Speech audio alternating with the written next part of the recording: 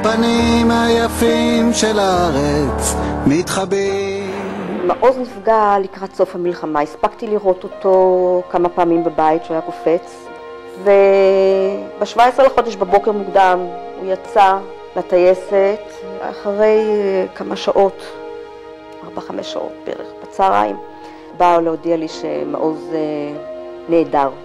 סוף המלחמה הודיעו על הנהדרים ועל השבויים, והבנו שהסיפור גמור מבחינתנו. וכשהיא לפתע צריכה שמישהו ישכב בבוץ בתוך שוחה, לא תמיד. מעוז היה אבא מאוד חם, מאוד קשור לבית, למרות שהוא לא היה הרבה בבית, הוא טס, אבל הוא תמיד היה גאה בילדים. ניר בכלל שהוא היה תינוק, הוא היה שם אותו על הכתפיים, הולך איתו ומתגאה, איזה ילד יפה יש לי. היה צעצוע, משחק חדש, ילד שובב, שקשה היה לכעוס עליו, שהוא היה מסתכל עליך בעיניים הגדולות שלו הכחולות. הוא היה משהו מיוחד. בין הסלעים, הפנים היפים של הארץ מתחבאים.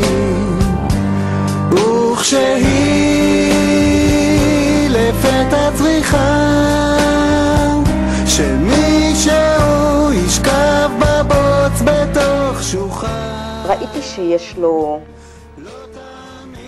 צורך ללכת בכיוון שלו, שזה יושב אצלו, אבל הוא לא יראה את זה. שאבא שלו היה טייס ודמות מאוד, מאוד חזקה, אני חושב שניר ניסה להיות דומה לו ודרך זה להגיע אליו. שגידו לו בבית שהוא מאוד דומה לאבא שלו ומאוד ממשיך אותו, זה היה מאוד חשוב.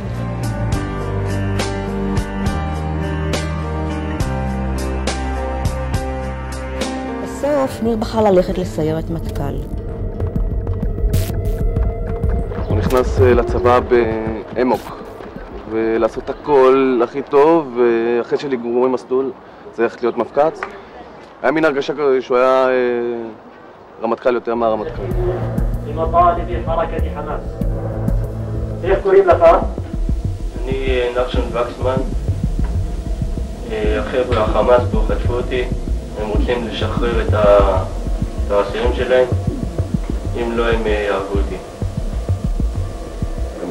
זהו, אני מבקש מכם לעשות מה שאתם יכולים בשביל שאני אצא מפה חי. ניר ישר ממשיך הלאה לכיוון המסדרון, שבעצם זה לאורך הקיר של הסלון, לאיפה שהחדר שחשבנו שנחשון ישב בו.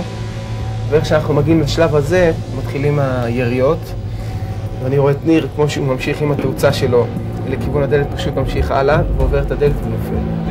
שלא אוכל כרגע לפרסם את שמו, כי נמצאים באיתור המשפחה. לא כל דבר אפשר עכשיו לומר. אני רוצה לאחל החלמה לכל הפצועים. ניר נהרג שבוע אחרי מותו של מעוז.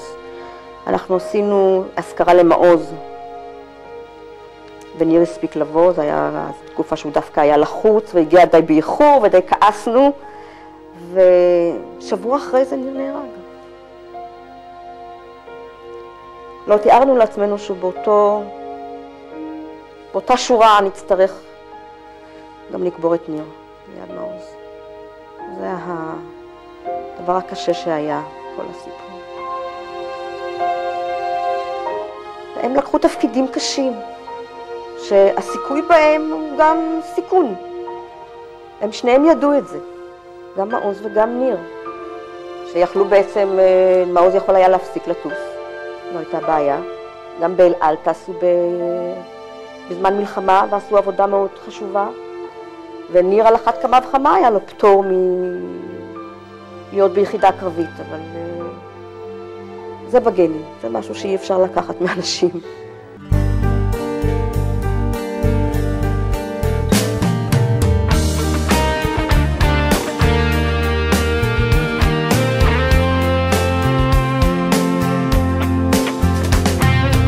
כשהלב פותח את חדריו ברווח, אז כל אחד ממשיך לשיר. אנחנו מבסוטים שהבית כנסת תמיד חי וקיים והם מתפללים בתוכו. אני מבסוט שהם לומדים תורה, זה הכל.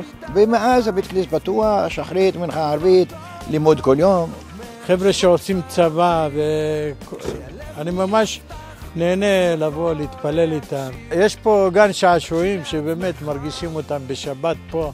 אתה יוצא, רואה את כל המשפחות פה ביחד, ועושה הרגשה ממש טובה. רוחות טובות מנשבות סביב, כשהלב נפתח אז הוא יכול להקשיב. חזרתי ללמוד בישיבה אחרי השירות הצבאי. הלימוד פה בתוך השכונה, בתוך העיר, עם כל ההשקעה פה בתורה ובעשייה, וזה פשוט מחיה אותך ממש.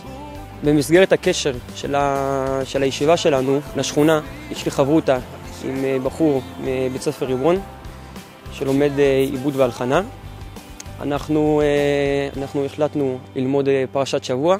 אנחנו מרגישים שזה משהו שיכול לחבר אותנו סתם ככה כיהודים. אני חושב שעצם ההכנסה של הספר תורה זה מסמל את עצם הקשר של כולנו ליהדות, למסורת. אחד נפטר ונפעל במלחמת כיפור, האבא כטייס. הבן נפל בחילוץ של חייל אחר, זה כאילו קדוש השם. ואני אישית, מתי שאני אראה את הספר תורה הזה, אני אתמלא עוצמה, אני אתרגש, כי אני אראה שעם ישראל חי, ועם ישראל הוא אחד. כמו רקפות בין הסלעים, לפתע צריכה שמישהו ישכב בבוץ לתוך שוחה. לא תאמין איך הם מופיעים, כמו רקפות בין הסלעים.